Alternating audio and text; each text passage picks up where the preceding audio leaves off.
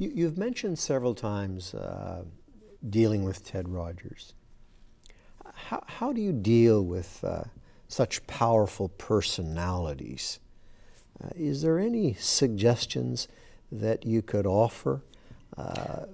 Ted was, as his reputation preceded him, he was a pretty firm guy. He was, and a very smart guy, and didn't like any BS told to him too.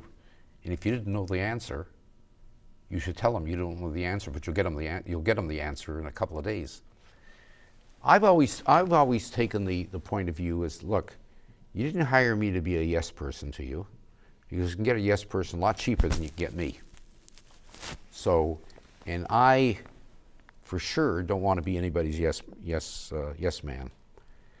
So I always go into a job saying, this is not a job for life. It's not I'm going to stop and get my gold watch at the end of 40 years. I like to move on. I like to have diversity. So I will tell what I honestly believe. I'm not always right. Nobody bats 1,000 in life. And I've been proven wrong quite often. But if my gut tells me, and people say, look, I don't agree with you, that's fine. I've given you my best, and if they want to come back 2 months, 2 years later and say, I told you so, you were wrong, that's fine. But I will always give the guy that signs my check straight information and not tell him what he wants to hear. He can get that anywhere. So you really developed a trustworthy relationship, which... Well, I worked for Ted on 2 occasions. I worked with him when I was president of Sun Media, and it was probably a little bit more difficult then because he knew a lot about the media business. Although he didn't know a lot about newspapers, he knew a lot about the media business, and so we tangled because we differed on a lot of things. When he offered me the job to be president of the Blue Jays, I said, Ted, we didn't get along on everything before. And Ted was very open and straight. He says, I know a lot about media. I don't know anything about sports. And I must say that he lived up to his word. He lived up to his word. Tell me about Paul Godfrey's listening skills. Is that something that you've developed over the years? Is that a result of your political days? How did you develop those skills? Well, it depends who you ask.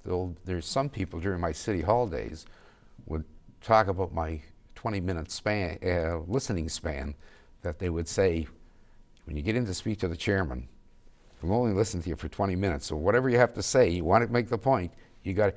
But I think as I got older, I realized that it is more important to listen to what they're saying than to what you want to tell them.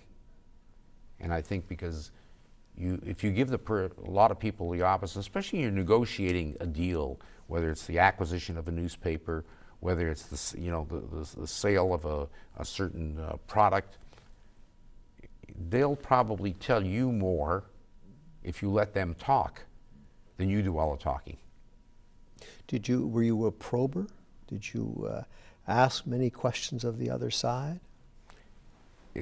Providing I knew what a lot of the answers were, it's amazing. I asked questions what I did know what the answers were, and then let the person talk, and then they told me information that I wanted to hear that I wouldn't have thought of asking.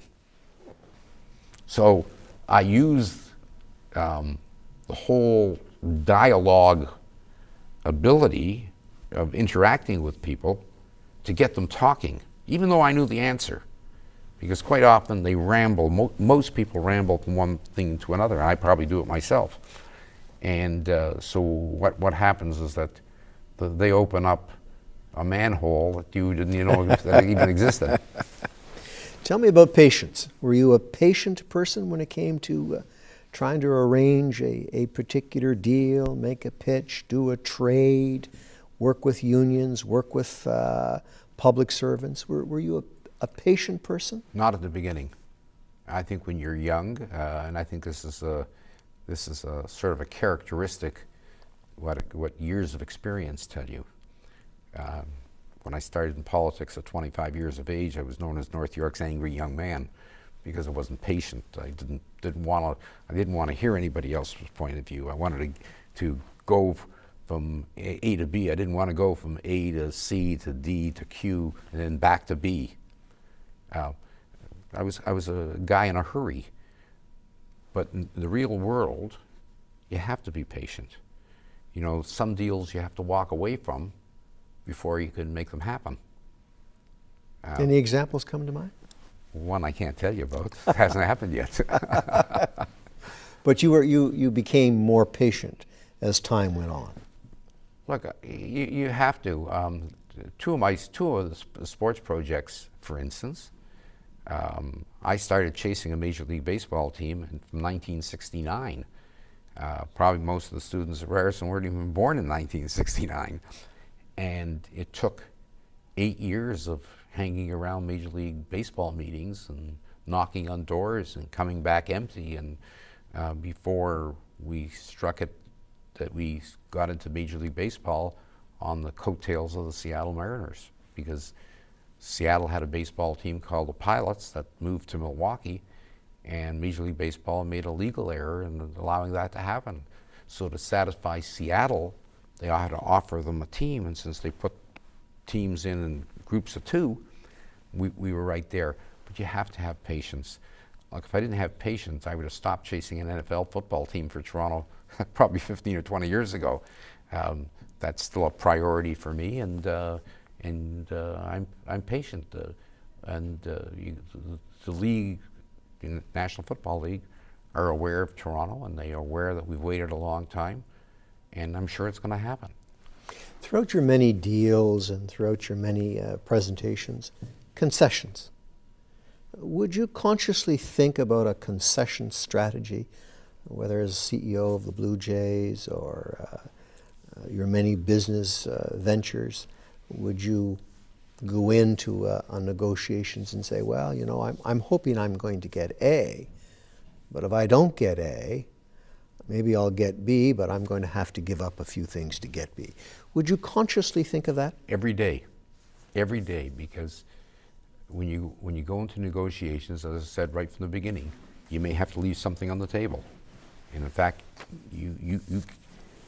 everybody likes to go in and figure they're going to win by a knockout. 99% of the time, there is no knockout. No. These political debates you hear, both sides go. The media usually say, "Well, nobody won the debate," because what you have to do is sometimes you have to give something to get something back. And when you're in there, you got to say to yourself right at the beginning, what are the 2 or 3 things that are most important here? And can I fight another day if I give this up? Or can I fight another day if labor people have this for another 3 years? Who are some of the top negotiators that you've come across with over the years? Well, Don Fehr of Major League Baseball was one terrific guy to negotiate with. He was able to mesmerize the owners, and the one time that I watched him, he was very eloquent, he was knowledgeable, he had all the things at his fingertips. And I got to tell you, the political guys that I negotiated with, I was dazzled by before I became chairman of Metro. I was the chairman of the Metro Social Services Committee, and went to Ottawa with a group of mayors and the then chairman of Metro, Ab Campbell, and tried to negotiate with Pierre Trudeau. And I was amazed at his ability to dissect your position and explain in a way that you felt silly about asking, and then watch him go out and explain to the media that the mayors from Toronto and the chairman of Toronto and the chairman of the Social Service Committee brought up some wonderful points that I'm going to look at. Even though he'd said no in the room there, his negotiating skills in there were absolutely superb. There were people there that were liberals, there were people there who were New Democrats, and some were conservative. And on the way back, we were all dazzled by a guy that knew the topic, He may have been very well briefed on it, but he was elegant in the way he negotiated with us. How would you classify Don Fuhrer in that sense? You talked about him meeting with the owners, but Yeah, Don Fuhrer, you knew that Don Fuhrer was the boss of the Players Association. It didn't matter what the players thought, it's what Don Fuhrer thought. And Don knew the topic. He knew that you couldn't keep the players out and strike for a long time, that there was a public dimension to this, that he was part of a public trust. The owners were part of the public trust.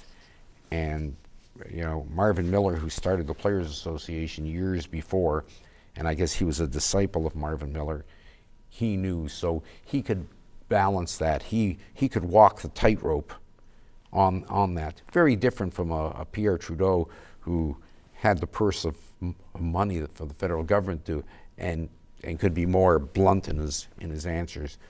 Don walked the tightrope and did a great job. in your experience, were you more prone to make a first offer in a negotiations? For instance, I'm the second baseman and I want to play for the Toronto Blue Jays. Would you wait for my agent to make a pitch, or would you? No, I'd make the offer, because in baseball, the league supplies you with all the data. If I was going to sign Ian Kinsler, who's just been traded to the Detroit Tigers, use him as an example, I would know what the range is for a player who's played 4 years, had a certain number of RBIs or home runs, what his defensive skills were. And the league offices would give you some guidance in this. Oh, they would? They would give you some guidance, for sure. And your own people would fill in. But then it comes that you have to decide, what are the Yankees going to offer? What are the Texas Rangers going to offer? And you have to make a judgment call. Is what does Toronto have to offer that he couldn't get in Dallas or couldn't get in New York? And some players don't have. Look, one would think that every player who puts on a uniform would love to play for the Yankees. You know, the Yankees were Mickey Mantle and Babe Ruth and Joe DiMaggio played for. But some people don't like the spotlight of New York. It's a tough city to be an athlete in, unless you're very good and you can withstand the criticism. And then you have to know the makeup of the player's family too. Is he got kids? Is he going to bring to the city? So there's a lot of things go in, but ultimately you approach the player through the agent, and you get to say, look, we want to offer 4 years at $40 million total, $10 million a year. You get a pretty good feedback right away. Now you got to be very careful of the agents, because the agents may have no one else in front of them. Will say, oh well, you're too low. So you got to be careful where you start, because once you mention the amount of money, you establish the floor. But in your first offer, would you normally go low, go high, or would your offer be a reasonable, sound, justifiable offer? If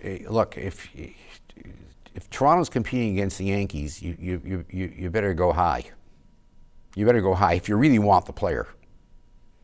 Because I'll tell you something, if you don't get him, you want the Yankees to spending more money on him. So they'll have less to spend on somebody else. And a lot depends on the character of the player, and to do the background work to find out, what's the wife looking for in a city? Is she looking for her to work in the off season? So you would have to do a lot of preparation. There's a lot of preparation, and you know what? And then what you do is find out who the player is a friend of on your team, and have the player, if Jose Bautista, for instance, would know somebody who's playing on another team who's a free agent, and have Bautista, who's very interested and is very good at finding out whether we even have a shot. Some players just don't want to come to Canada. They see it as a foreign country, and and they Not as warm as Florida. not as warm as Florida. But sometimes they want. What happens a lot, we found out, that once people come and play in Toronto, and they find out what a great city is to live in, and what great city to raise children in. Yeah, multicultural, very. It's got everything. Oh, So a lot of people, a lot of the ball players get surprised. A lot of them come up here and spend 4 or 5 days, even before they sit down and negotiate with us. In terms of your information that you would gather for any particular negotiations, were you fairly transparent about that? Would you share it with the other side? Not always. No, knowledge is king. Money is good too, but the more knowledge you have, the more comfortable you can be in your position.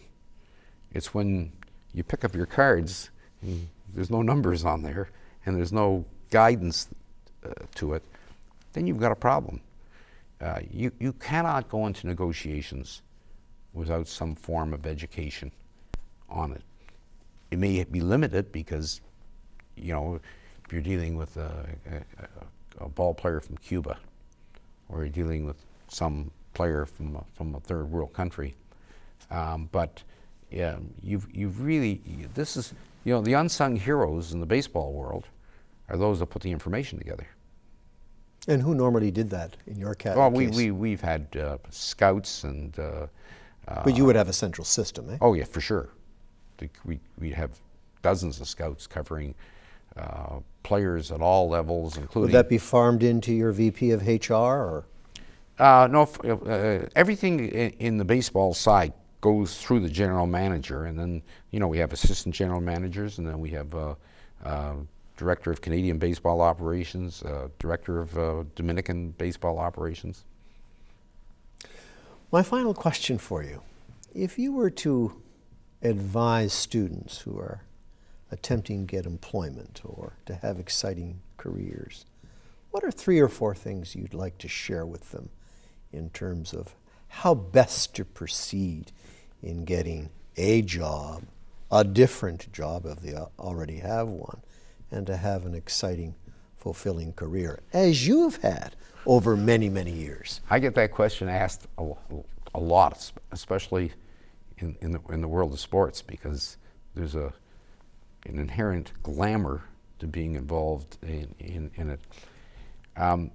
If it's the world of sports, I think taking a sports administration course is important, and having people skills are important in any career. If you don't have good people skills, look at yourself in the mirror, how you're doing things, and how you act publicly and how you act privately, and ask whoever is close to you, what's wrong with my people skills. I think that in the field of sports, most people have got to go to a small town community, and if you want to work in either hockey or baseball or basketball, work in the minor leagues. And you work really hard and learn to do many things. Learn to sell tickets, and learn to be a marketer, and learn to be a scout. So experience becomes very important, eh? Look, Gord Ash became general manager, one of 30 general managers. And he started off in baseball working on manicuring the field. And he worked his way up. And he's a good baseball guy today. And he did that because he was determined. Alex Anthopoulos, the present general manager of the Blue Jays, worked for nothing for the Expos. They finally let him do some scouting jobs and things like that, and he became so knowledgeable about everybody that's in the minor leagues. Now, one of so number 1 would be to get good experience at the type of job that you want. Absolutely, following. and 2 would be good people skills. Yeah, you may have to even leave the city where you really want to work. A lot of people, come out of school and they want to go right to work for, be the assistant head coach of the Maple Leaf hockey team. It's not going to happen. No. You've got to start somewhere. And people say, well, how did you do it? I said, I bumped into Ted Rogers. Well, that's great. Thank you very much for joining us on behalf My of pleasure. the the Ryerson Ted Rogers School of Business, the students and the faculty. I want to express to you our appreciation for joining us today and sharing some insights with regards to the negotiation process. Your career has been stellar to date, and I'm sure we've got some interesting chapters to proceed and to follow in the years ahead. And I want to thank you very much, Paul. Thank you, David. Thank you. My pleasure.